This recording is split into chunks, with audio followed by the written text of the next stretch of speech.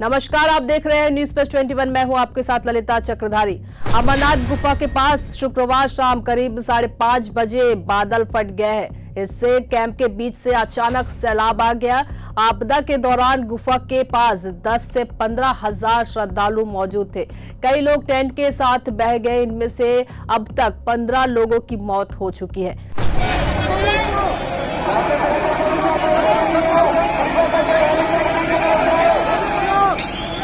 क्या हुआ? क्या हुआ?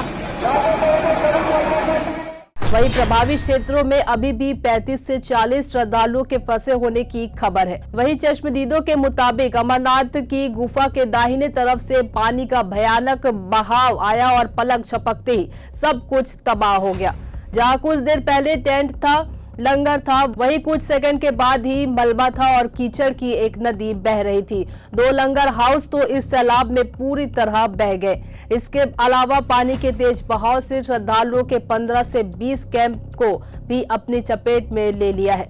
सुरक्षा बलों का कहना है कि इस हादसे की चपेट में 40 से 50 लोग आ गए थे। मौके पर राहत और बचाव कार्य जारी है। बादल फटने की घटना पवित्र गुफा के 1 से 2 किलोमीटर के दायरे में हुई। पहाड़ों से तेज बहाव के साथ आए पानी से श्रद्धालुओं के लिए लगाए गए करीब 25 टेंट और 2 से 3 लंगर बह गए। आपदा के बाद राहत और बचाव कार्य जारी है। सेना के जवान, Jammu Kashmir police, NDRF, ADRF, ITBP के जवान प्रभावित क्षेत्रों में फंसे लोगों को रेस्क्यू करने में जुटे हुए हैं। आपको बता दें, जब यह घटना हुई तब मौके पर करीब 12,000 से भी ज्यादा यात्री मौजूद थे।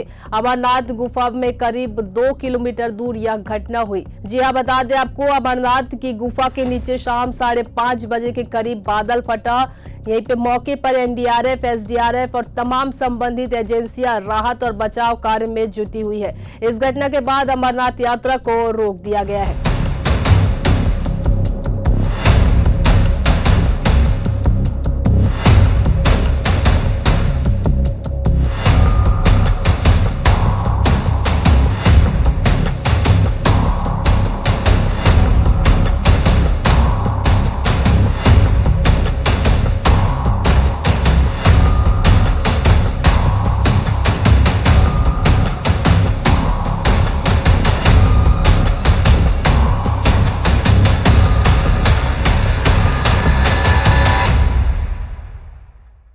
अचानक होली के अमरनाथ के ऊपर से लगातार पानी का तेज बहाव आने लगा। काफी सारे टेंट बह गए। 20 से 25 टेंट बहने की उनको सूचना मिली है। यात्रा फिलहाल रुकी हुई है और अगर पानी का बहाव कम होता है और अगर मौसम ठीक होता है तो जल्दी से जल्दी यात्रा को फिर से स्थानीय प्रशासन जैसा उचित समझेगा शुरू करे। ऐसे ही जानकारी से लगातार अपडेट रहने के लिए देखते रहिए न्यूज प्लस 21, आपके हक की बात।